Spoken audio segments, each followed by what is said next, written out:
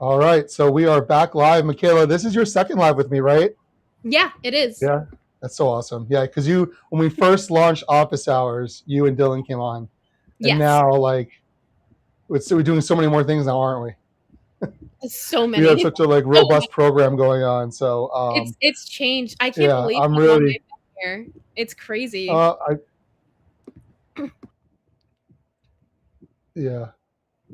Am I frozen? No, Did I get frozen or am I okay? I'm good. you're good. All right.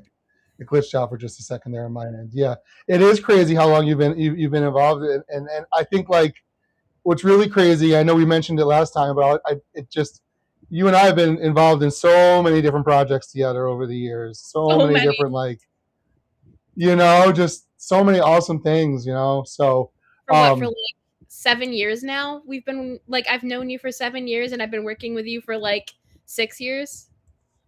yeah, right. Because you did the mentorship, Yep. and I then did MEMS, and mentorship then after school in camp. Yeah, camp. Yep. so much. So couple things just for the audience who might not know you. Tell me a little bit about some of the struggles when you were a kid with your own upbringing, neurodiversity, and some of the different just environmental stressors that made it hard for you. Because I think that context is important when we talk about like where you're at now. Yeah. So a little bit about me is I am an older sister. I have two younger brothers. One of which is his birthday today. He turned 16. I Oh can't no believe way! it. Yeah, Wyatt turned 16. Woo-hoo! Hayden turned Amazing. 18 2 Is days he or 3 days driving? ago. Oh yeah, it's scary. Um, Yeah. but both my Yeah. younger Yeah. brothers Well, are for context, again, for context for everyone who's out there, your dad is the most popular town bus driver. yeah. Everyone's got your dad as the. He used to be Leon, but he wasn't on that popular always because he was grumpy. But your dad's got such a good attitude. He's Yes, such a yes. just a wonderful Ryan's human son, being. my father, is the most joyful man I know. Yeah, truly, truly. Um, So continue. Yes. yes. So I grew up with two younger brothers and my mom, my dad. At some point in my life, I think I was in elementary school. My mom started getting sick and we didn't know with what. Unfortunately my dad had to stop working for a while, so then that resulted in us being very low income. But despite that, my parents worked very hard at like bringing us up the best that they could. But my mom would be in and out of the hospital, so I had to step up a lot and had to help with my little brothers.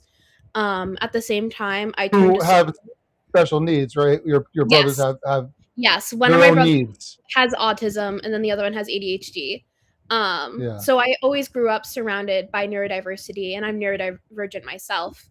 Um, but yeah, so it was really hard. I took a lot of independence and a lot of responsibility trying to help my family as much as I could. Mm-hmm. And on top of that, I looked to school as the one thing I could control.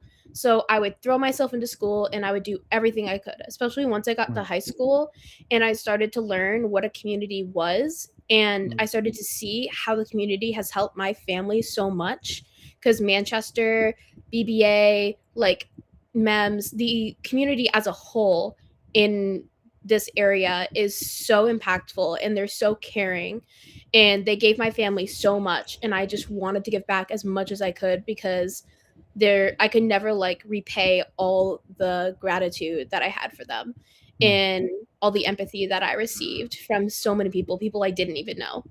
Yeah, So that's that's kind of amazing. It why is. I'm who I am today. My family also raised me to be very empathetic, very kind, very giving.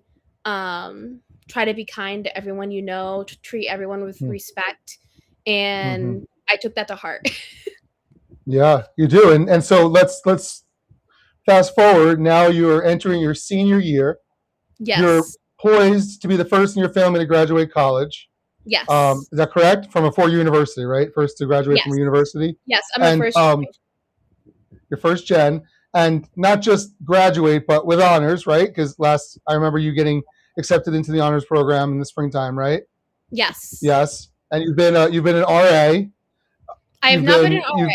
I've oh, been a club leader. okay. No, it's okay. You didn't Um get yeah, but you um still had leadership roles in college. oh, I was a club leader for several clubs, and I'm in two separate honor societies right now. I got accepted into another Wow. honor society earlier this year. Okay, so with all that context and your aspiration is what's your big aspiration in life? What do you hope to be? I Where's all this? I want to go to medical school to be a psychiatrist. Amazing. And the theme for tonight's conversation is goal setting. And so I want to point out, just in case anyone didn't fully catch on, that not only Makayla is someone who has been working with me for many years, but she's continuing to be working now as part of Onward Rising, and she's one of our core confidence teachers. She teaches sections that are both JV and varsity. She has a way about her that is so just kind of like kind and unflusterable that she works really well with some of the kids who have more needs and also the younger kids. You're really good at wrangling the squirrely ones. But everything that like people think can limit them, isn't it so important just to have like limitless goals? So when you think about the way we do SMART goals, and even when you were in high school, I remember like I used to do it with the R is for realistic, and it didn't sit right with me. So in this next iteration, as you know, as one of my coaches, right? Like we don't do R is for realistic. We do R is for relevant. Like have an unrealistic goal, strive for greatness, but um, at the same time, stay grounded in what's reality and make it happen. But don't sell yourself short. So as you think about that, I think you had some really strong people in your life that, like Sally, I can think of, that just really encouraged you to like keep dreaming big and really think about yourself. And I bet you she's watching right now.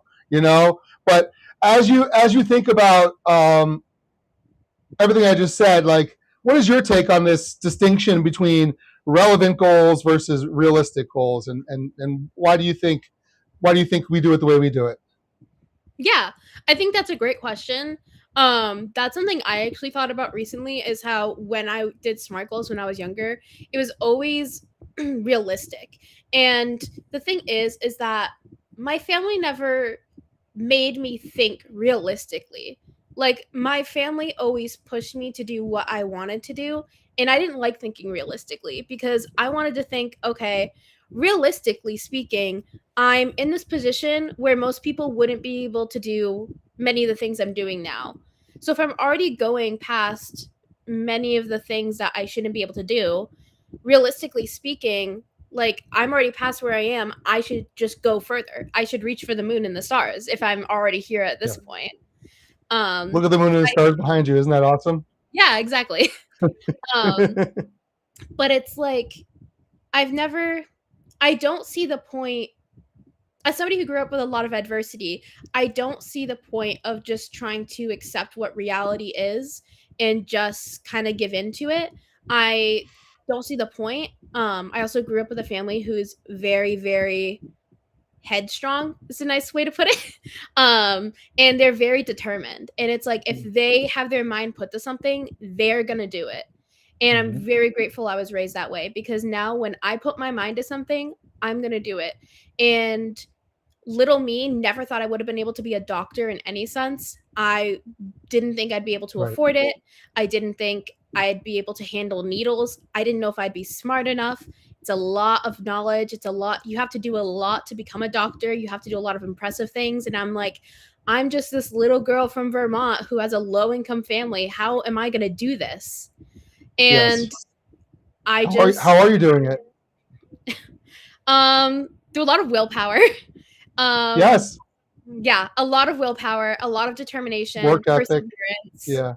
work ethic. Something that we talk about in our program is like doing one thing at a time, right? Like how does an elephant what is it, how does a crocodile eat an elephant? And the answer is one bite at a time. And it's kind of like, right, that's what it is. Like you just Yeah. So on that point, I want to just take it to the next question with you, which is, similarly in our program, some SMART goals use A for attainable. And again, I think that's the same as realistic. Like, we don't Yeah. want attainable goals. We want to know what action are you taking, because goals are not things that you set and forget, right? Goals are things that you set and then strive for. You need to have measurement. You need to have some action in there. So, what when you're working with your students, can you think of an example with one of your students where you are like doing this next step? Like, well, you're stuck right now, so what's the next step to get you moving? Can you think of examples of that? Let's see. I mean, a very common example is when students are struggling with forming their daily routines because they are, especially during the summer or when it comes to homework, they're trying to figure out how to form their routine. And when you think of it as just, when you don't think of it as actionable, when you think of it as, what was it, attainable? It's like Yes. you think of it like, oh, is it an attainable goal to create a routine? And it's like, yeah, it is.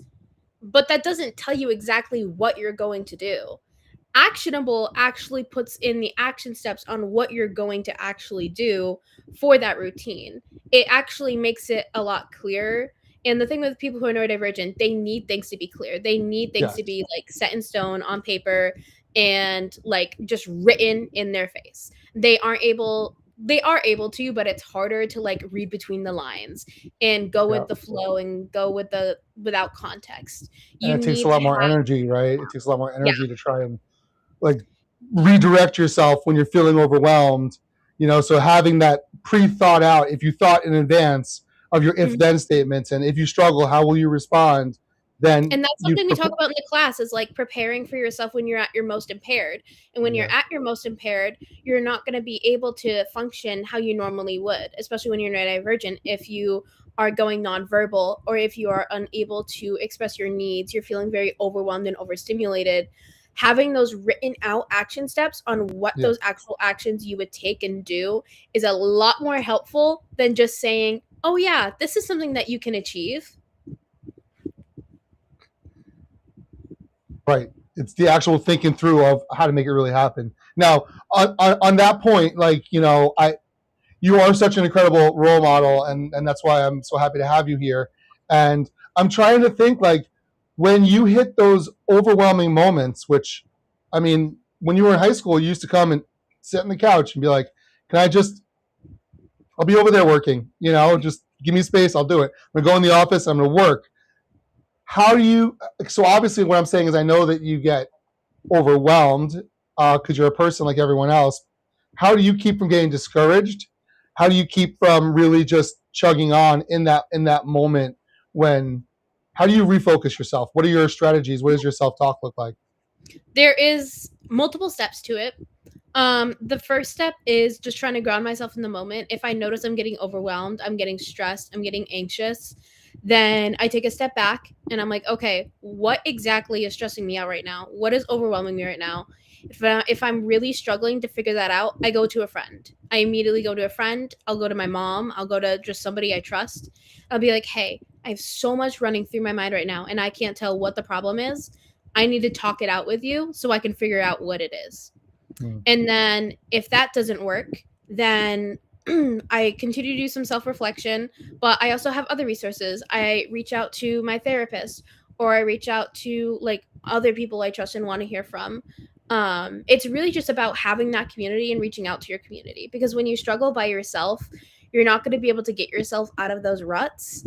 I'm usually able to get myself out of the ruts by myself, but if I'm not, community is your best friend. Like, community is what's going to help you get out of those really hard moments. Community is what's helped me persevere through so much of the adversity and struggles that I've experienced in my life. And the amount of times, even in college, where I've just been like, I don't know if I can do this. Like, this is so hard. I'll like call my mom and I'm like, I don't know if I can do it. And she'll be like, Makayla, you can do it. You've always been able to, and you will. You're just anxious and overwhelmed right now. And you just need to take a step back, maybe listen to some music, take some breathers, hang out with friends. And I just try to remind myself, like, in this moment, I feel anxious and I feel overwhelmed and stressed, but this feeling is not forever. It is temporary. But And you're in a fortunate position. You're in a fortunate position to be able to like to call your parents and like and do that, right? yes, You've very got much. two parents who, are not perfect. They're people, but none of us are, and they love you and they are very much like all in on supporting their kids. They just absolutely adore their kids, and um, and treat you with that love. You are never treated, and as I understand, you never treated that like you were not loved. You know, Oh no, and so when I never. think about what that right, right, and when I think about what that looks like for some of these other kids who might be struggling, um, what would be some advice you have for the parents on like how to really, what did your parents do so well, right? Like what would be the advice for how to really support a kid who's in that neurodivergent struggle and is overwhelmed and overtaxed and can't, how does the parent help in that moment? Something that my parents did very well growing up, I think, is that they would try to always hear us out, especially my mom. She'd always sit down with us and try to talk us through what we were feeling and try to figure out why we were acting the way we were. Um, it was never like accusatory or like flipping out or anything like that, especially with my brother who has autism. Like, we learned very quickly that you need to talk them through it. You need to sit down and have a conversation and be at their level. And you have to also be willing to take a step back if they're not ready to talk yet about it. Um, Hmm. my parents are very good at being So, able to gauge like what kind of conversation needed to happen and when it needed to happen. right, really reading their kid and like Yeah. knowing when they can push and when they should just give them some space. Well, that's awesome. That's really great. And that's something that parents do often struggle with because they see their kids struggling and they want to help, but they don't always realize that that helping sometimes is enabling, sometimes is making it worse, you know, and they don't always realize that. So, what if you were if there's this is the last question, and this is kind of the question that I ask recently all of my live guests is the last question. So if you had an opportunity, um, and now that you are inside core confidence and you really know what it is, and you had an opportunity to talk to a student who is considering our program, what's one piece of advice that you'd want to give them, and not necessarily specifically about our program, but just one piece of advice that you'd want to give the young people who are looking for help right now? I would say, oof, that's a good question. The biggest piece of advice that I can give is that you're not alone and you can't take care of your problems all by Mm, yourself. mm. Biggest Because piece of advice is accept that's help. something Yeah. I really struggled with for a while in my life and something I still struggle with sometimes now. But Mm-hmm. it's like you can't do everything on your own. It's Mm-hmm. just not possible. It's not plausible. It's not healthy. It's not. And you won't change and you won't be able to make progress if you're not looking for help from others. It's very, very hard to do so. And back to when I talked about community, like the reason why I am who I am today is because I learned that you need the support from people around you. You need to rely on others because during those times when you can't see what you're doing wrong, or during those times when you just don't know what is wrong and you can't see it, those people can see it and can help you through it. Perspective is so important. It is That so people can give you some advice. I had a really good friend of mine. You know, I was going into something and I was like, what if everything? What if this? What if that? What if this? What if that? He was like, just go in with a positive mindset and you will create positive outcomes by having a positive mindset. And it was so important for me to hear that from him. He was my college roommate. I've known this guy for a very long time, you know, so he knows me very well. And I really appreciated hearing that from him. So you're right. You know, one of the things we believe in Onward Rising is that our job isn't to help students to lower their expectations. It's our job to help them put the systems in place, to build the habits, the confidence, to pursue the goals that really matter to them. So thank you tonight, Makayla, for sharing your story and reminding us, you know, meaningful goals begin with relevance. They grow with action and they become possible one step at a time. And I'm so thankful to have you in our village, Makayla, and thank you for your time tonight. Of course, thank you. I'm very grateful to be here and I plan on being here for a while. I'm very happy here. I love the kids. I love teaching this course. I Awesome. think it's a very valuable course that anyone should attend if they can. Amazing. Well, we'll have you back again another year. Sounds good.